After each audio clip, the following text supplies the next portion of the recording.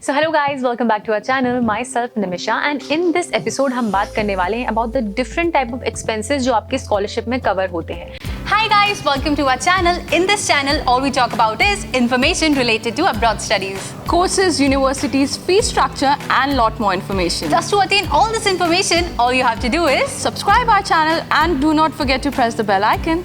तो जब भी हम अब्रॉड स्टडीज़ की प्लानिंग करते हैं या कोई भी स्टूडेंट करते हैं तो वो ये ज़रूर देखते हैं कि कौन कौन सी स्कॉलरशिप वो अटेन कर सकते हैं फ्रॉम डिफरेंट यूनिवर्सिटीज़, कॉलेजेस और कंट्रीज़.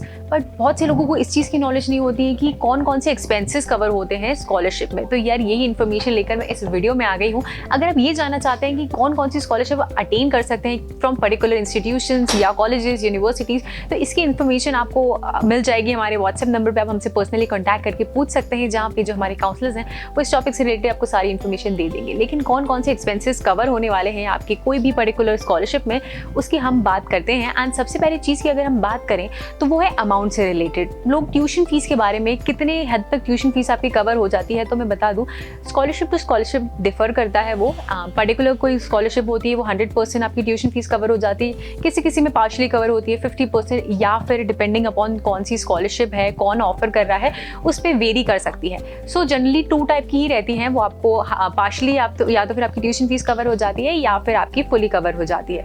अगेन अगर हम बात करें एजुकेशनल सप्लाइज की, तो एजुकेशनल सप्लाइज में भी आपको स्कॉलरशिप मिलती है. आपके एजुकेशनल सप्लाइज उसमें कवर होते हैं. अब इसमें क्या क्या कवर होता है, तो goods such as text book, sample papers, practice test, guides जो आपको पढ़ने के लिए मिलती है. एजुकेशनल सप्लाइज बेसिकली वो होता है जो आपकी यूनिवर्सिटी आपको पढ़ने के लिए जो अलग अलग आइटम्स देती है, बुक्स देती है, स्टेशनरीज देती है. तो ये सारा आपको खुद इन्वेस्ट नहीं करना पड़ता है खरीदने के लिए. काफ़ी महंगी होती है अगर आप बाहर पढ़ाई करने जाएँ तो कॉस्ट ऑफ बुक भी आपको काफ़ी महंगी पड़ जाती है एंड आपको खरीदनी भी रहती है क्योंकि आपको पढ़ाई तो करनी है. तो इसका एक्सपेंड काफ़ी ज़्यादा हो जाता है. लोग इसमें भी काफ़ी सारा इन्वेस्ट करते हैं. बट अगर आपने स्कॉलरशिप ली है जिसमें आपका एजुकेशनल सप्लाइज कवर होता है तो ये सारी चीज़ें उसमें बेसिकली आपकी कवर हो जाती है.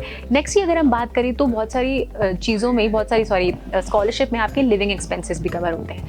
अब लिविंग एक्सपेंसेस का कॉस्ट बहुत ज़्यादा मैटर करता है. ट्यूशन फीस के साथ इक्वली आपके लिविंग एक्सपेंसेस भी काफ़ी सारे होते हैं.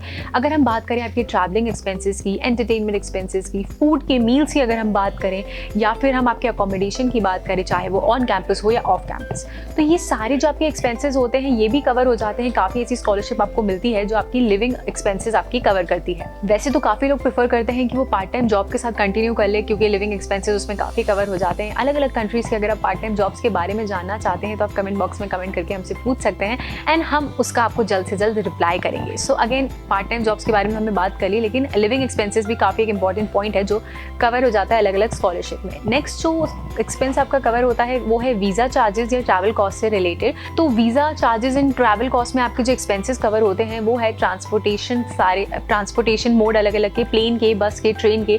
तो आप अलग अलग मोड से अगर ट्रैवल कर रहे हैं ट्रांसपोर्टेशन मोड से तो visa charges and travel cost में आपका ये कवर हो जाता है. प्लस अगर वीज़ा चार्जेस की बात करें तो जो भी आपका वीज़ा का कॉस्ट पड़ने वाला है वो अलग अलग स्कॉलरशिप में वो भी कवर हो जाता है. नेक्स्ट ही हम बात करें तो इंश्योरेंस का जो कॉस्ट होता है वो भी कवर होता है अलग अलग स्कॉलरशिप्स में. जैसे कि आपका जो एक्सीडेंटल इंश्योरेंस हो गया, हेल्थ इंश्योरेंस हो गया, या फिर आपका कोई मेडिकल इंश्योरेंस, अलग अलग टाइप के होते हैं जो आपने ऑप्ट किए हैं अपने अब्रॉड स्टडीज़ की ड्यूरेशन में. जैसे कि आप कोई बाहर कंट्री जाते हैं तो आप अलग अलग इंश्योरेंस भी लेते हैं, तो इस इंश्योरेंस का खर्चा आपको नहीं देना रहता है या आपके अलग कोई स्कॉलरशिप में वो इंश्योरेंस कॉस्ट भी आपका कवर हो जाता है. तो ये कुछ कॉस्ट हैं जो आपके कवर हो जाते हैं, कुछ एक्सपेंसेस हैं जो आपके स्कॉलरशिप्स में कवर हो जाते हैं. बट बहुत ही फ्रीक्वेंटली आस्क्ड क्वेश्चंस हैं मेरे पास जो एक्सपेंसेस से रिलेटेड, स्कॉलरशिप से रिलेटेड लोगों ने पूछे थे, तो मैं सोच रही हूँ उसका भी आंसर कर दूँ. वो है कि आपको व्हेन इट इज़ पेड आपको मिलता कब है. तो इसका कोई फिक्स टाइमिंग नहीं होता है, या तो आपको स्टार्टिंग में ही मिल जाता है या तो आपको बाद में मिलता है. एक जो भी आपका म्यूचुअल अंडरस्टैंडिंग होती है, जो भी आपका म्यूचुअल कम्युनिकेशन होती है रिगार्डिंग द स्कॉलरशिप का पेमेंट, वो आप पे डिपेंड करता है. नेक्स्ट क्वेश्चन है कि हाउ इट इज़ पेड. अब ये भी आप पे डिपेंड करता है एंड टाइप ऑफ स्कॉलरशिप में डिपेंड करता है. कभी कभी आपको इंस्टॉलमेंट में मिलती है और कभी कभी आपको लंप सम अमाउंट एक बार में ही मिल जाता है. नेक्स्ट क्वेश्चन इज़ कि आपको पे कौन करता है, who is it paid to, और आपको मिलती कैसे. तो आपको जो भी आपको ग्रांट कर रहा है वो आपको दे देता है. कोई यूनिवर्सिटी पे करती है. तो पे कहाँ होता है, सपोज आपको एक साथ एक बार में मिल जाता है पर्टिकुलर पर्सन को जो भी स्कॉलरशिप ले रहा है, या तो फिर जो भी आपको ग्रांट कर रहा है वो यूनिवर्सिटी में आपको दे देता है अमाउंट, एंड यूनिवर्सिटी से आपका जो स्कॉलरशिप का जो भी आपका एक्सपेंडिचर है वो कैलकुलेट होता रहता है। Now next question is how it is use. तो जो भी आपको मनी मिलता है वो स्ट्रेट अवे आपके बैंक में ट्रांसफर हो जाता है in some cases, and in some cases and on the other hand it is awarded to you with the name of the kind of scholarship you have been rewarded.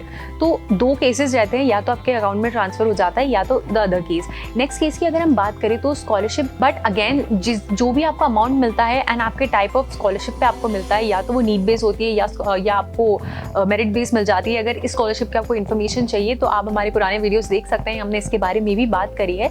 So again back to the topic, जिस भी चीज़ के लिए आपको scholarship मिलती है आपको सिर्फ जो भी अमाउंट मिलता है वो उसी में यूटिलाइज करना होता है, उसके अदर देन एक्सपेंसेस इसमें कवर्ड नहीं होते हैं। तो ये एक बहुत इंपॉर्टेंट पॉइंट है आपको जानने के लिए, एंड आई होप मैंने सारे इंपॉर्टेंट पॉइंट्स कवर कर दिए होंगे कि कौन कौन से एक्सपेंसेस आपके कवर होते हैं स्कॉलरशिप में, या आपको स्कॉलरशिप से रिलेटेड कोई और इन्फॉर्मेशन चाहिए एंड आप उसको जल्द से जल्द पाना चाहते हैं तो आप हमारे व्हाट्सएप नंबर पर हमसे कॉन्टैक्ट कर सकते हैं, जहाँ भी जो हमारे काउंसलर्स हैं वो आपको उससे रिलेटेड सारी इन्फॉर्मेशन दे देंगे। सो yeah, that's a wrap up. This was all about the topic. If you like this video, then do like this video and share it with your friends, and do subscribe our channel as I say. And this was me, Namisha Chachani, signing off. क्या आप abroad studies की planning कर रहे हैं? अगर कर रहे हैं तो काफ़ी सारी ऐसी इन्फॉर्मेशन होगी जो आपको चाहिए related to visa process, universities, courses या फिर लिविंग एक्सपेंसेस या ट्यूशन फीस के बारे में। तो ये सारी इन्फॉर्मेशन हम लेकर आ गए हैं इस चैनल में। So for this do subscribe our channel today.